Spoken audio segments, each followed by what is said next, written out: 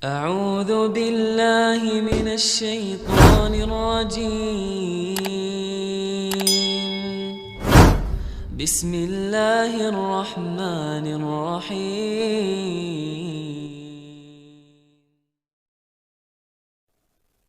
Dan orang kalau berbuat sunnah, teman-teman sekalian, bid'ah lawannya sunnah.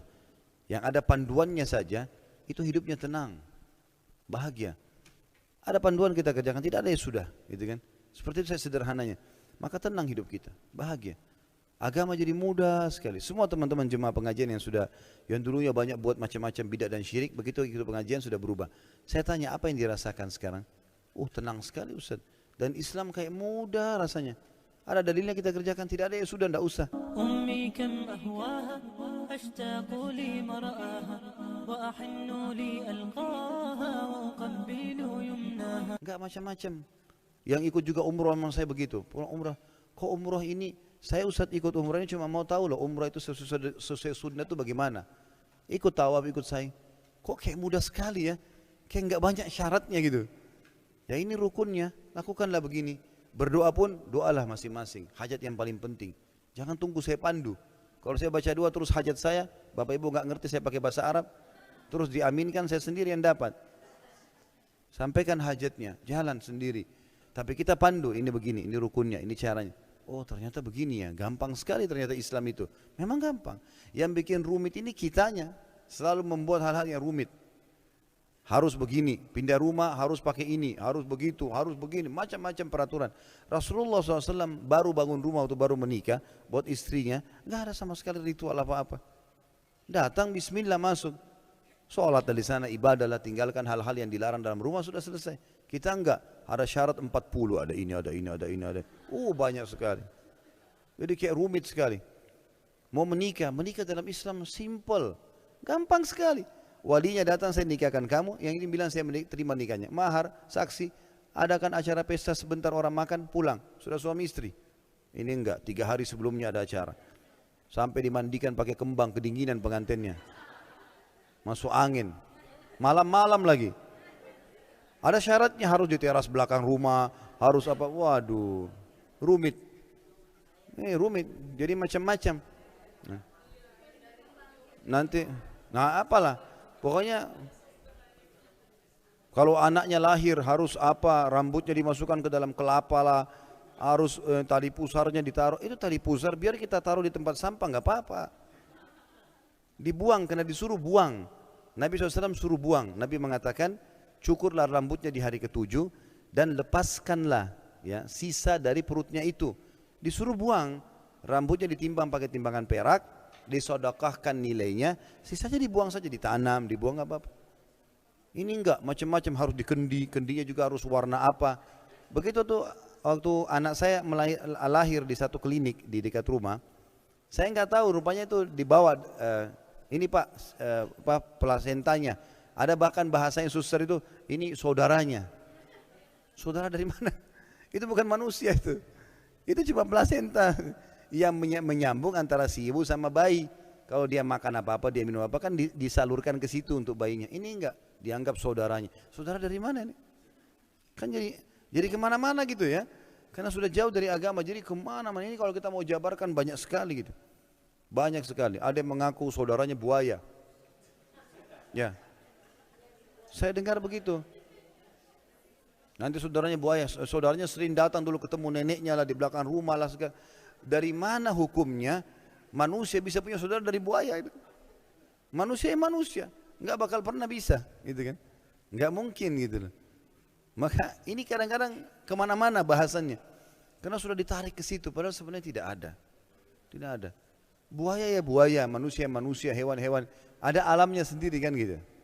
Bahkan ada manusia, sekarang ada ilmuwan, saya lihat cuplikannya, mereka coba mengadakan jadi gen itu bukan hanya ke manusia, tapi dicoba manusia ke hewan misalnya. Tidak jadi manusia, tidak jadi hewan, rusak, mati, cacat. Kuasa Allah SWT. Bagaimana bisa ada punya saudara sempurna, buaya putih,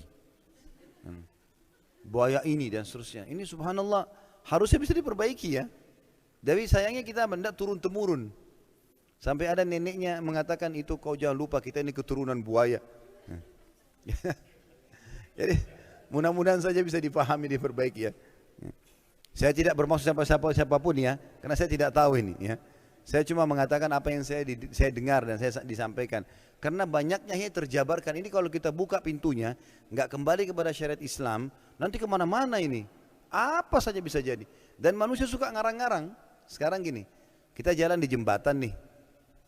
Lalu kita lihat ke jembatan itu di pinggir jalan. Lihat saja, nggak usah buat apa-apa. Nanti kalau ada orang lewat di sebelah kita, dia juga ikut lihat tuh. Saking mau tahunya. Kita nggak ngomong apa-apa nih, kita jalan ya. Sebentar, belum selesai. Jadi pada saat kita lihat, kita nggak ngomong apa-apa, mungkin cuma kita lihat air ya, jalan. Ini orang penasaran, tadi itu orang lihat apa, dilihat-lihat sama dia. Nanti orang ketiga lewat, ada apa? Oh tadi ada gelembung air. Apalah, padahal tidak ada apa-apa. Nanti dia pergi, orang keempat datang, oh tadi ada buaya. Ini panjang ceritanya. Nanti ada hantu nenek-nenek lah, apalah.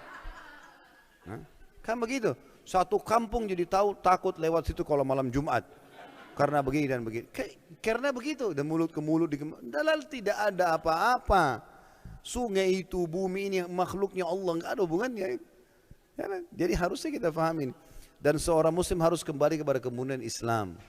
Islam harus ditradisikan. Bukan tradisi diislamkan. Harus kita ganti. Kalau tradisi kita sudah dengan Islam, kita terima. Kalau tidak, ya kita ubah. Karena setelah Islam datang, Nabi SAW menghapus semua tradisi jahiliyah.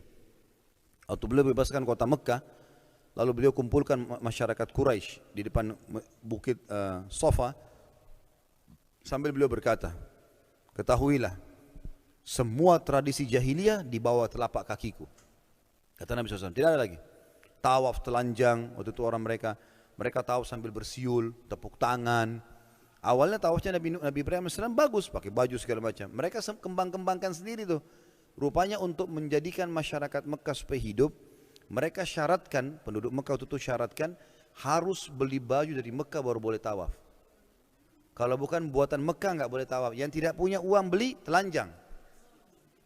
Begitu. Dan Nabi SAW, Mekah itu masih terus dekat Ka'bah tawaf telanjang sampai pembebasan kota Mekah. Itu sudah tahun 8 Hijriah. Nabi sudah hijrah, baru Nabi waktu bebasin Mekah baru kasih peraturan. Tidak ada lagi tawaf telanjang mulai hari ini. Enggak ada siul-siul, enggak ada tepuk tangan dalam tawaf. Semuanya takbir, tahlil, beristighfar kepada Allah. Diubah ke Islam, tradisi-tradisi mereka. Suka taruh patung-patung, Nabi hancurin semua patung-patung mereka. Enggak ada patung. Enggak boleh lagi kesyirikan, dibersihkan semuanya. Jadi dihapus. Makanya tadi saya bilang yang benar Islam kita tradisikan. Makan, minum, pakaian, pergaulan, pendapatan, semua Islam. Udah selesai. Mau suku saya bilang apa, sesuai saya ikuti. Tidak ya kita ubah. Bukan aib itu kan, untuk kembali kepada Islam. Makanya kita punya standarisasi hukum. Kita ke Afrika, kita ke Jazirah Arab, kita ke Eropa, kita ke Asia. Sama, duhurnya sama, sholatnya, waktunya, kewajiban dalam sholat itu kayak wudu, hadap kiblat, tutup aurat semua sama. Yang batalin sholatnya semua sama, waktunya semua sama. Nggak ada bedanya. Standarisasi semua. Azan sama semua azannya. Sholat imamnya sama semua. Caranya. Bacaan Qur'annya sama, tinggal pilih surah apa yang dia mau. Tidak ada bedanya orang Islam itu. Dari suku manapun dia. Nah itu yang semestinya kita bisa terapkan.